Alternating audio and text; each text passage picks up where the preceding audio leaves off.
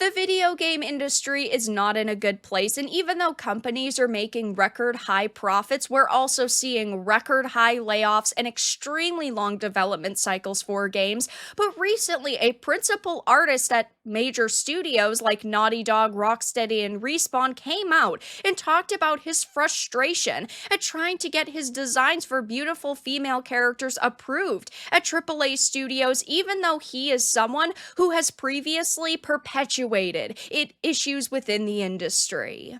I have a few things to show off, but if you enjoy the content I create, follow me on social media, join the community in my live streams, and consider supporting through Patreon or YouTube membership. So obviously, there have been issues within the video game industry going back to Gamergate 1. That is really where we saw a lot of changes start to pop up in our entertainment. And within the industry, we saw storytelling take a massive nosedive, the quality of, character designs really decline. And of course, Sweet Baby Inc. has been around for many years at this point, but Suicide Squad Kill the Justice League was really the game that kicked off Gamergate 2 and made hundreds of thousands to millions of gamers aware of problems within the industry. And this is an individual who definitely is not someone who deserves defense. But of course, Mark Curd, aka Grumps, had started this thread, and I found it really interesting.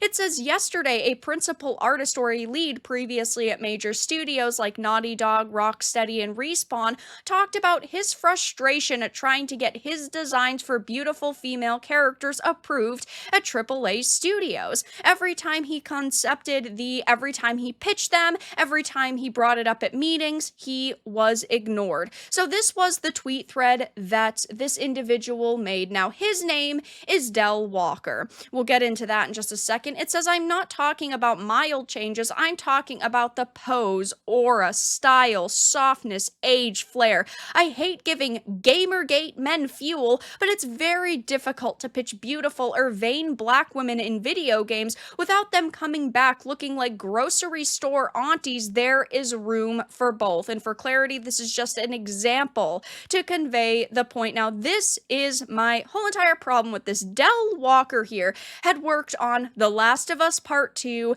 He's worked at Respawn on games like Apex Legends, and he worked at Rocksteady Games on Suicide Squad Kill the Justice League. He is not a good person. He is now complaining about the very things he helped cause within the industry. He is angry about the very landscape of gaming that he helped create and perpetuate, but only now that it's affecting pieces of his work that he cares about, he complains about it. But he didn't before, when it wasn't affecting him directly, when he was ultimately making money off of female designs being butchered.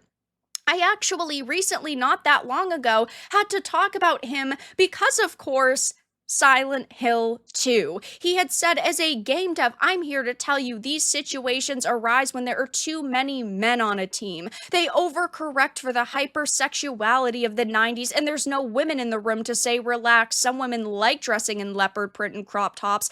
That's okay. These activists are the problem with the video game industry. Now, of course, I will give him some credit because he is telling us the truth. This is what we have been talking about for months to years at this point. We have seen so many otherwise beautiful female characters be butchered, like with Suicide Squad. We previously had the Arkhamverse Harley Quinn designs where they were fantastic, and then we got her in KTJL, and she looked like a monstrosity. But at the same time, he is still attacking all of us, even though he's confirming what we basically already knew. Oh, I don't want to give Gamergate 2 guys any ammo, so thanks, asshat, for telling us the truth, but until you start turning things around with your work, I'm not going to sit here defending him. He is literally part of the problem, and I personally don't see this man complaining about anything that doesn't directly affect his work. It's only about him and not the industry in totality.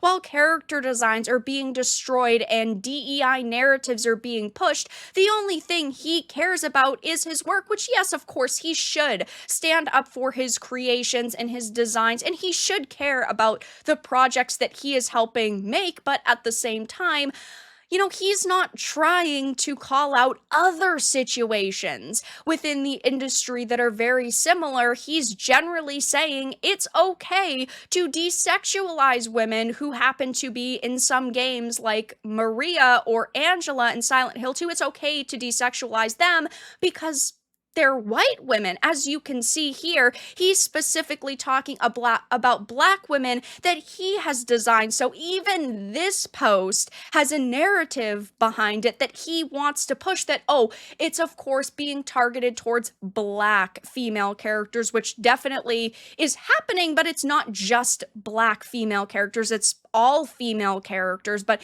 he had just only a few weeks ago attacked white female character designs and said, oh, it's okay to desexualize them because, of course, he didn't create them. But at least because of his, which I think is narcissistic behavior, he is confirming the truth that we have all been talking about within the industry. And of course, I think that this is really what we have been looking for, is for people to come out and admit, yes, there is something internally going on. And we have seen developers do that, like all of the times I've talked about censorship, and then devs come out and say, oh yeah, PlayStation, Sony forced us to censor our game because it was, too risque, because our character model was showing a little bit too much skin. Or, oh yeah, I originally had this idea for this new Xbox game, and then Microsoft ended up changing the designs and saying, oh, well, this doesn't really fit into our diversity plan. Like, we have seen devs come out and say these things, but it's good to have yet another example.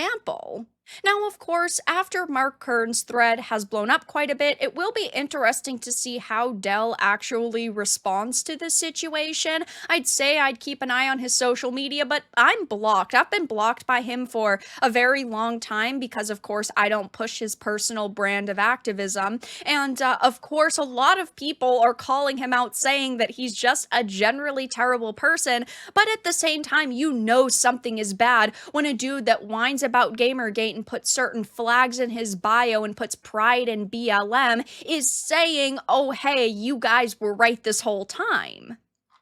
People are saying things like, just saves me money every time they ruin a game. The state of the industry is such a sad one, because I love video games. There are still so many amazing ones that release, but at the same time, it's people like this who have previously, been tearing down the industry, who are now complaining about the damage that they've done. What's funny is that the men are allowed to be attractive, just not the women. I think all characters in video games should be allowed to be beautiful. It doesn't matter their skin color, their age, their culture. It doesn't matter about their gender. None of that matters, okay?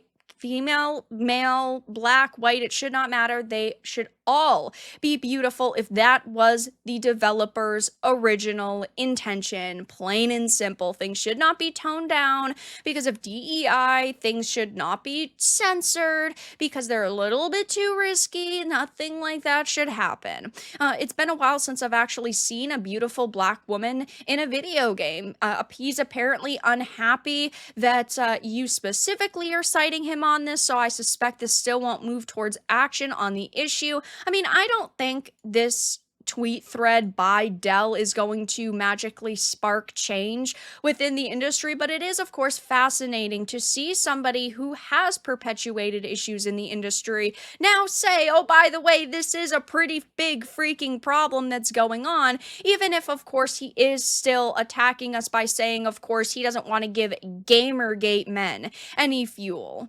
But that's all that I really had to discuss in this video. Let everyone know your thoughts in the comments down below. If you enjoyed this, give it a like, and if you didn't, give it a dislike. I appreciate your support either way, but I will talk to you all again in the next video really soon.